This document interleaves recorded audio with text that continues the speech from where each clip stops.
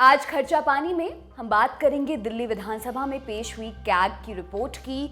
आज के इस बुलेटिन में हम कैग की इस रिपोर्ट के हर पहलू की पड़ताल करेंगे, साथ में जानेंगे कि दिल्ली सरकार की इस रिपोर्ट को लेकर एक्सपर्ट्स की क्या राय है। इसके अलावा केजरीवाल सरकार का भी पक्ष समझेंगे। नमस्कार, मेरा नाम है दिव्यांशी और आप देख रहे हैं खर्चा पानी। Brought to you by 5paisa.com. Investing made easy and rewarding. Download the app now. Delhi सरकार के नफा नुकसान पर देश के सबसे बड़े सरकारी ऑडिटर, नियंत्रक एवं महालेखा परीक्षक यानी कैग की रिपोर्ट को दिल्ली के डिप्टी सीएम मनीष सिसोदिया ने दिल्ली विधानसभा में पेश किया है।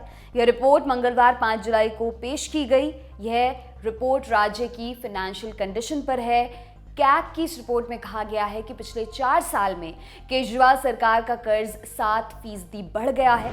इस रिपोर्ट में वित्त वर्ष 2015-16 से लेकर वित्त वर्ष 2019-20 का लेखा जोखा शामिल किया गया है। रिपोर्ट के मुताबिक साल 2015-16 में दिल्ली सरकार पर करीब 32,497 करोड़ रुपए का कर्ज था, लेकिन 4 साल बाद यानी 2019-20 के आखिर में केजरीवाल सरकार पर करीब कर्ज का बोझ बढ़कर 34,766 करोड़ पहुंच गया। इस तरह आंकड़ों को देखें तो दिल्ली सरकार के कर्ज में मोटामाटी 2,268 करोड़ रुपए का इजाफा देखने को मिला है। इसी तरह दिल्ली सरकार की राजस्व प्राप्तियों में पिछले साल की तुलना में 9% से ज्यादा यानी करीब 4,023 करोड़ रुपए की बढ़ोतरी हुई है। आपको बता दें कि दिल्ली सरकार ओपन मार्केट से कर्ज नहीं ले सकती और दिल्ली सरकार को भारत सरकार लोन मुहैया कराती है। कैग की इस रिपोर्ट के मुताबिक केजरीवाल सरकार पर कर्ज का बोझ बढ़ा है, लेकिन दिल्ली सरकार के पास रेवेन्यू सरप्लस है। यह राज्य सरकार के लिए राहत की बात है।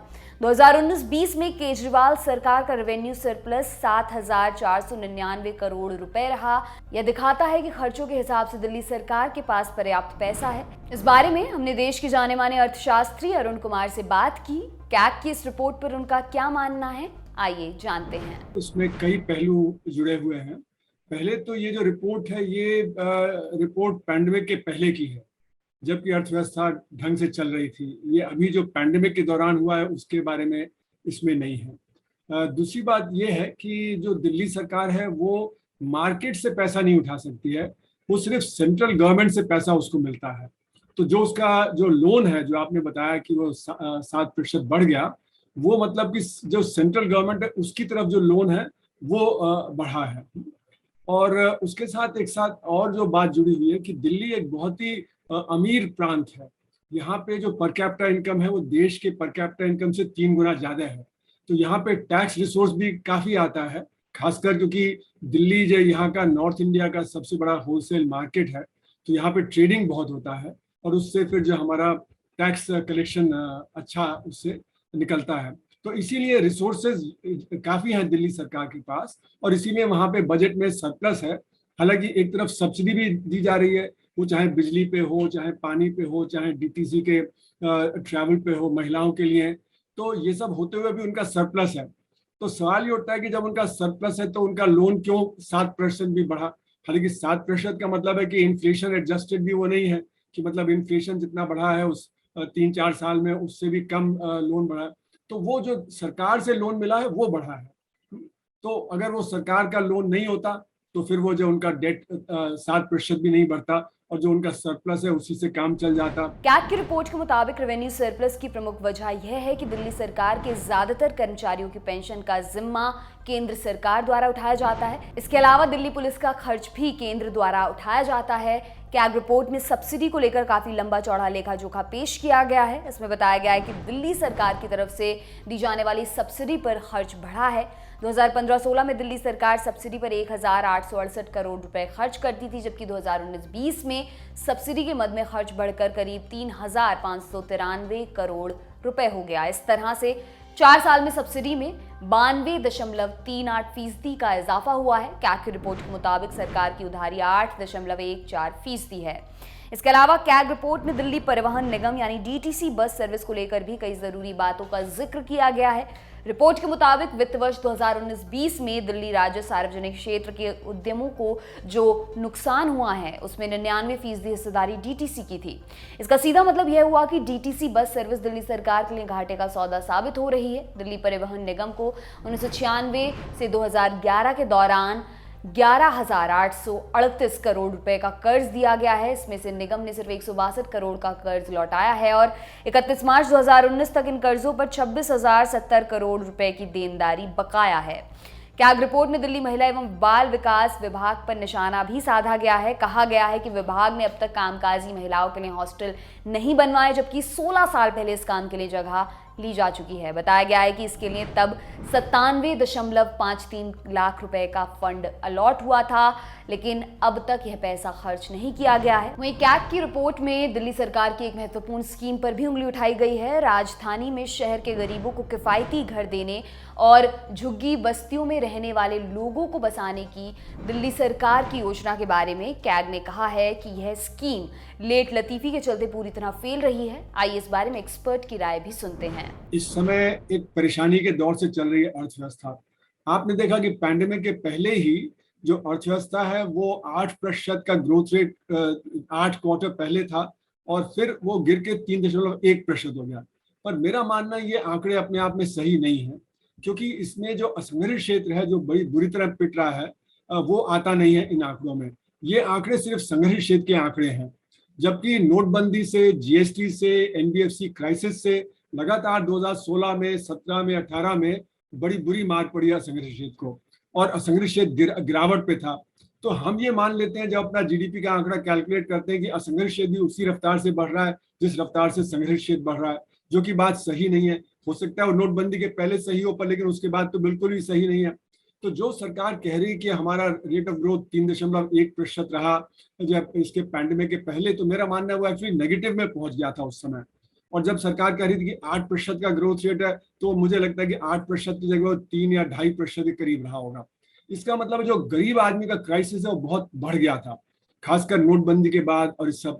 तो गरीब आदमी को मदद की जरूरत है। जो ये सब्सिडी प्रोवाइड की जा रही है वो जो अनऑर्गेनाइज सेक्टर है, असंगठित क्षेत्र है, उसके लिए बहुत महत्वपूर्ण है, क्योंकि अगर ये सब्सिडी भी उसको नहीं मिलेगी तो उसकी हालात और बिगड़ जाएगी। और मुझे लगता है कि जो हमारा जो आम व्यक्ति है उसके लिए कुछ 3-4 चीजें बहुत अहम है।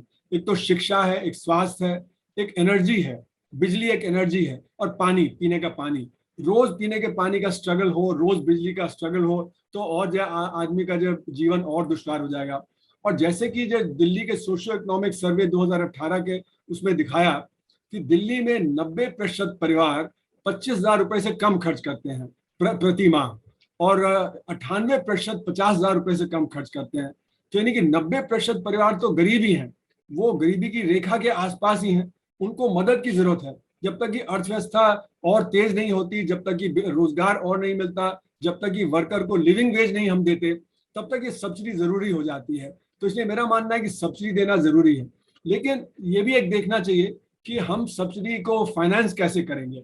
तो उसके लिए मेरा मानना है कि जो करप्शन था हमारे बिजली के जो डिस्ट्रीब्यूशन में, पानी के डिस्ट्रीब्यूशन में और चीजों में, अगर हम इसको कर्ब कर देते हैं तो सरकार के पास रिसोर्सेज बहुत आ जाएंगे। मेरा अनुमान है कि जो अभी हमारा जो डायरेक्ट टैक्स जीडीपी रेशियो है देश का, वो सिर्फ 6% के आसपास है, जबकि और जो डेवलपिंग कंट्रीज है वहां पे 9-10% होता है, जो डेवलप कंट्रीज है उन पे 20-24% होता है। तो हमारे यहाँ काले धन की अर्थव्यवस्था इतनी तेज है कि हमारे यहाँ डायरेक्ट टैक्स कलेक्शन बहुत कम है, हमारा प्रॉपर्टी टैक्स कलेक्शन भी बहुत कम है। जहाँ की दिल्ली में इतने खरबपति लोग रहते हैं, करोड़पति लोग रहते हैं, और हमारा प्रॉपर्टी टैक्स कलेक्शन बहुत कम है। तो अगर ये जो ब्लैक इनकम जनरेशन को कंट्रोल कर लिया जाए तो हमारे पास बहुत सारे रिसोर्सेज आ जाएंगे जिससे हम ये सब्सिडी को फाइनेंस कर सकते हैं। हालांकि कैग की रिपोर्ट को लेकर दिल्ली के सीएम अरविंद केजरीवाल काफी गदगद दिखाई दे रहे हैं। दिल्ली के मुख्यमंत्री अरविंद केजरीवाल ने इसे आम आदमी पार्टी की ईमानदारी का सबसे बड़ा सबूत बताया है। मुख्यमंत्री अरविंद केजरीवाल ने एक समाचार लिंक को शेयर करते हुए ट्वीट किया, ये कैग की रिपोर्ट है। उन्होंने कहा कि दिल्ली में जब से आम आदमी पार्टी की सरकार बनी है तब से दिल्ली सरकार फायदे में चल रही है। यह आम आदमी पार्टी सरकार की ईमानदारी का सबसे बड़ा सबूत है। इस ईमानदारी ने हमारे विरोधियों की नींद उड़ा रखी है। वहीं दिल्ली के उप मुख्यमंत्री मनीष सिसोदिया ने इसे केजरीवाल की ईमानदार राजनीति का परिणाम बताते हुए कहा, यह केजरीवाल का शासन मॉडल है। जब हर राज्य राजस्व घाटे में है, केवल दिल्ली सरकार का रेवेन्यू 2015 से सरप्लस है। ईमानदार राजनीति समृद्धि लाती है। कैग की इस रिपोर्ट के बारे में हमने आम आदमी पार्टी के प्रवक्ता वैभव माहेश्वरी से बात की। आइए जानते हैं उनका इस पर क्या कहना है। देखिए, मैंने ये सीएजी ऑडिट रिपोर्ट को डिटेल में पढ़ा था और हमें अंदाजा भी था कि यही सब कुछ होने वाला है, क्योंकि सीएजी की जो रिपोर्ट्स होती हैं वो बहुत ही कैलकुलेशन बेस्ड होती हैं। तो इसमें कोई भी पॉलिटिकल प्लस या माइनस नहीं होता। This is based on the accounting and जो उनकी स्टडीज होती हैं, जो फिगर्स होते हैं, उसके बेस पर ये रिपोर्ट जारी करते हैं। तो सबसे सीधा कारण तो ये है कि 2020 में पूरे देश की इकोनॉमिक एक्टिविटीज ठप थी और लॉकडाउन ने पूरे दिल्ली प्रदेश के व्यापार को बहुत ज्यादा प्रभावित था। आपको पता है ये सभी कुछ बंद था, सारी एक्टिविटीज बंद थी। उसके बाद भी जैसे कि पूरे देश में हम देख रहे थे कि सरकारों ने इतना कुछ अपने नागरिकों के लिए ऐसे कदम नहीं उठाए जिससे उनको कैश रिलीफ मिले। लेकिन दिल्ली उस समय भी बिजली की सब्सिडी दे रहा था। दिल्ली उस समय भी जो इनके हमारे लेबरर्स थे उनको लगातार उनके खाते में पैसे डाल रहा था। हमारे जो ऑटो वाले भाई थे, ई रिक्शा वाले जो चलाने वाले थे, उनके पैसे डाल रहा था। हमारे यहाँ 10 लाख से ज्यादा लोगों का किचन चल रहा था। तो यानी कि दिल्ली सरकार ने कोरोना के टाइम में भी इनकम बंद होने के बाद भी लोगों की हेल्प करने में कोई कसर नहीं छोड़ी थी। मतलब हमने कहीं से चाहे कर्ज लेना पड़ा या कुछ भी करना पड़ा, तो क्योंकि ये गवर्नमेंट के लिए अपने सिटीजन जो है वो सबसे पहले होते हैं। हमको प्रॉफिट बनाने के लिए कोई कंपनी नहीं बने हुए। हम एक वेलफेयर स्टेट होते हैं। तो ऐसे में जब सबसे टफ टाइम आया, लोगों की रोजी रोटी चली गई, तो गवर्नमेंट उनके साथ खड़ी थी। जाहिर सी बात है इसका रिफ्लेक्शन जो है अकाउंट्स के अंदर दिखाई पड़ रहा है। दिल्ली सरकार बहुत ही ऑनेस्टली काम करती है और एक एक पैसे को पकड़ के बहुत अच्छे से हिसाब लगा के खर्च करती है। तो मुझे लगता है कि इतनी काबिल टीम है, बहुत जल्दी इसकी भी रिकवरी कर लेंगे। तो ये जो 7% है, ये देश के बाकी राज्यों के बजट के ऊपर जो असर पड़ा था उसके कंपैरिजन में बहुत कम है। सब्सिडी कोई हमारे लिए बोझ नहीं है, क्योंकि ये सब्सिडी हम कहाँ से दे रहे हैं? ये सब्सिडी हमारे लिए पब्लिक का टैक्स का पैसा है, जो पब्लिक को सुविधाओं के रूप में हम वापस कर रहे हैं। अभी तक क्या होता था, पब्लिक को गवर्नमेंट सब्सिडी भी नहीं देती थी और तमाम तरह के टैक्स के बोझ उनके ऊपर डालती रहती थी।